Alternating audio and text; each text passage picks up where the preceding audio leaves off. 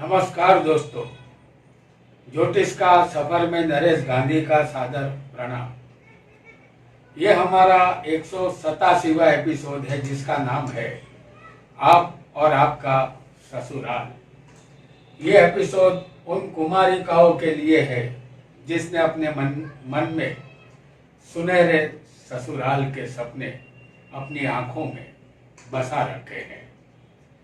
पति कैसा होगा, पति का घर कैसा होगा, क्या ससुराल श्रीमंत होगा या सामान्य होगा, ससुराल के लोग कैसे होंगे, मेरे सास ससुर मुझे बहू समझेंगे या बेटी की तरह प्यार देंगे, क्या शादी के बाद वह मुझे नौकरी करने देंगे।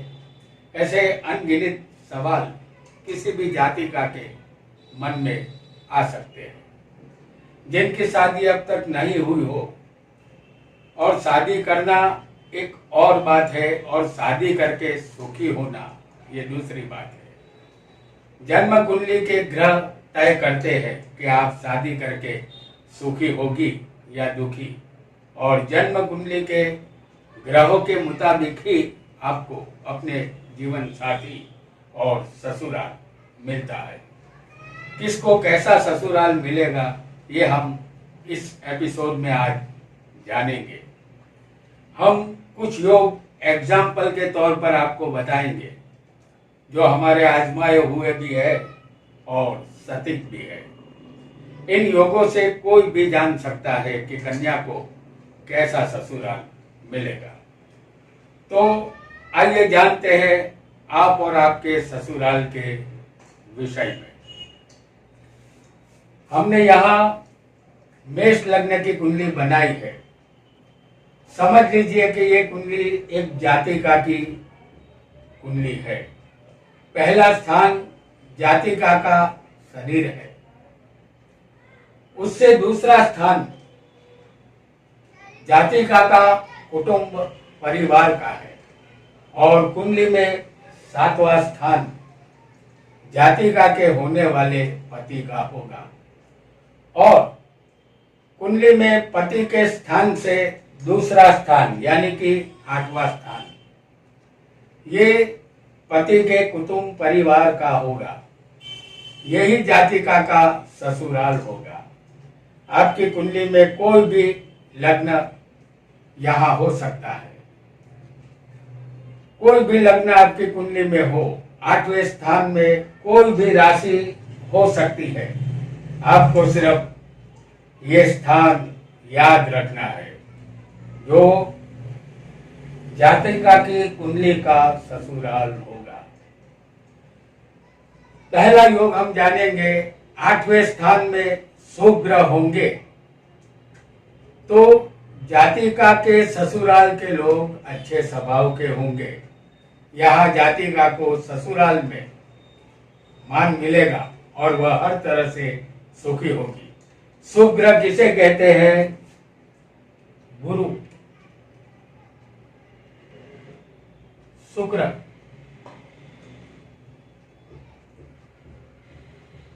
बुध और चंद्र को। ये चारों ग्रह सौम्य ग्रह है, इसे शुभ ग्रह माने जाते हैं।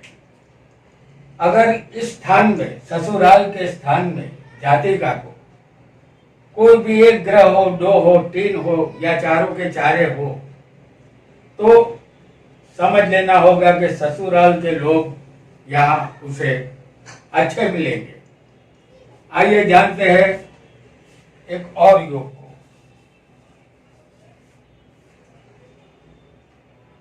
8वें स्थान के दोनों तरफ शुभ ग्रह होने चाहिए। इसे कहते हैं शुभ कर्तरी योग। जैसे 7वें शुक्र हो और 9वें स्थान में गुरु मौजूद हो, तो 7वें यहाँ शुक्र है और 9वें गुरु। अगर कुंडली में ऐसा शुभ कर्तरी योग होगा तो जातिका सदा सुहागन बनी रहेगी।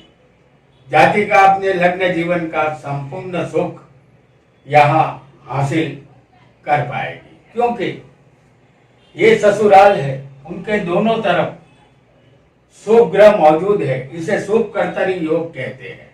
ऐसा योग बनने पर भी ससुराल का सुख संपूर्ण यहाँ मिलेगा। आइए आगे बढ़ते हैं और एक नए योग को जानते हैं कि 8वें स्थान के दोनों तरफ अगर पापी ग्रह मौजूद होंगे तो इसे पाप कर्तरी योग कहते हैं। जातिका को ससुराल के सुख में कमी आएगी। जैसे 8वें के दोनों तरफ पाप ग्रह, जैसे इस तरफ सूर्य और राहु, तो दूसरी तरफ होंगे शनि और मंगल। ये चारों के चारों पापी ग्रह माने जाते हैं। अगर ससुराल के दोनों तरफ ऐसे ग्रहों की मौजूदगी होगी या कोई एक एक ग्रह बैठा होगा, तब भी ये ससुराल का स्थान विष में आ जाएगा। तो यहाँ ससुराल का सुख कम ही मिलेगा। तो ऐसा योग किसी भी कुंडली में होगा तो अच्छा नहीं होता। जातिका को यहाँ मान कम मिलेगा। आइए और योग को भी जान लेते हैं। 8वें का मालिक केंद्र में बलवान होगा तो जातिका को संसार का सुख हमेशा बना रहेगा। जैसे 8वें का मालिक कौन है? मंगल है। ये मंगल 10वें स्थान में मकर राशि में उच्च का होता है। तो 8वें का मालिक यानी ससुराल का मालिक जातिका की कुंडली में केंद्र में बलवान बैठा है। तो 10वें कर्म स्थान में उच्च का मंगल हो, ऐसा योग जातिका को ससुराल का भरपूर सुख यहाँ देता है। आइए और योग को जानेंगे। 7वें का मालिक यहाँ कौन बनेगा? शुक्र है, जो दूसरे 5वें 9वें 10वें और 11वें हो। जैसे शुक्र दूसरे 5वें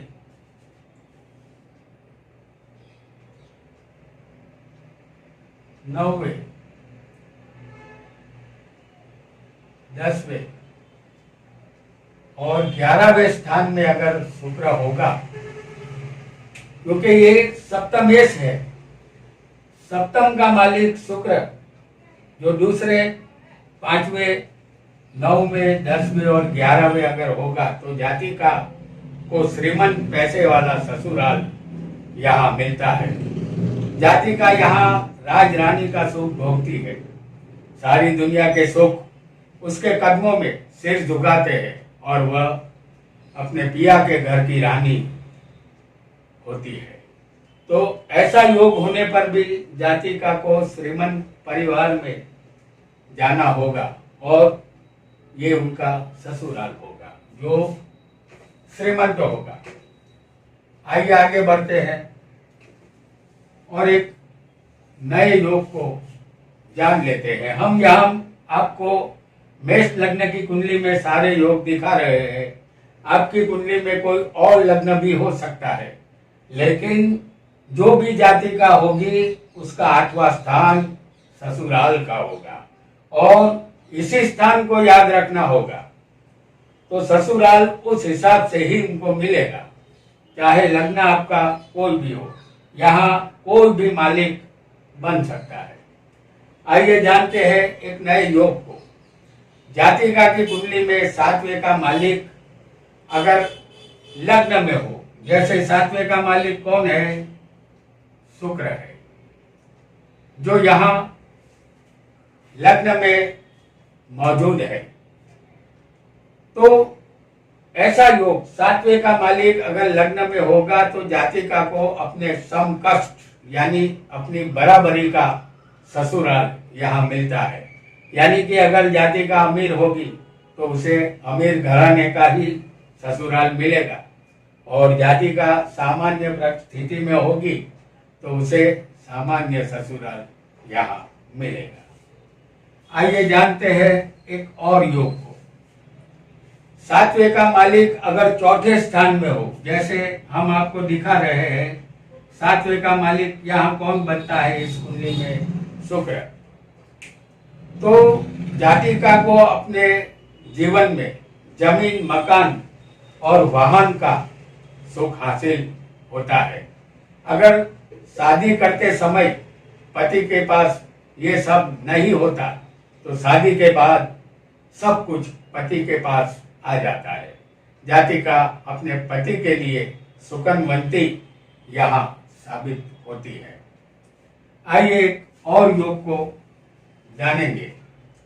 सातवें का मालिक नौवें स्थान में शुभ ग्रह के साथ हो, जैसे सातवें का मालिक कौन है? शुक्र। उसके साथ एक शुभ ग्रह मौजूद होना चाहिए। तो यहाँ ये भाग्य का स्थान है, उसमें शुक्र और गुरु की युति हो रही है। शुक्र सातवें का मालिक है और भाग्य का मालिक यहाँ गुरु के साथ हो, तो ऐसा योग भी जातिका की शादी के बाद पति का भाग्योदय करवा देता है, और विदेश यात्रा भी यहाँ होती है। ससुराल के सारे सुख इस जातिका को यहाँ मिलते हैं। आइए जानते हैं। आइए अब एक और योग को जान लेते हैं। सप्तम का मालिक शुक्र है, और ये शुक्र सप्तमेश होकर 6, 8, 12वें जाएगा तो जातिका को सामान्य ससुराल मिलेगा।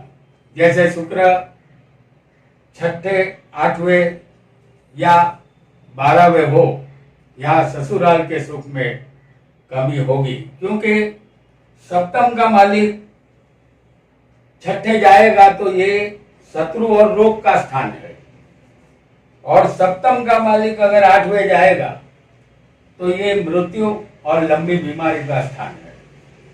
और सप्तम का मालिक अपने स्थान से 6 होगा तो ये अच्छी बात नहीं होगी। हालांकि शुक्र इस राशि में उच्च का होता है और दाम्पत्य सुख शुक्र ही देता है, तो ये शुक्र बहुत बुरा फल नहीं करेगा, लेकिन 6, 8वें का शुक्र बुरा फल जरूर करेगा।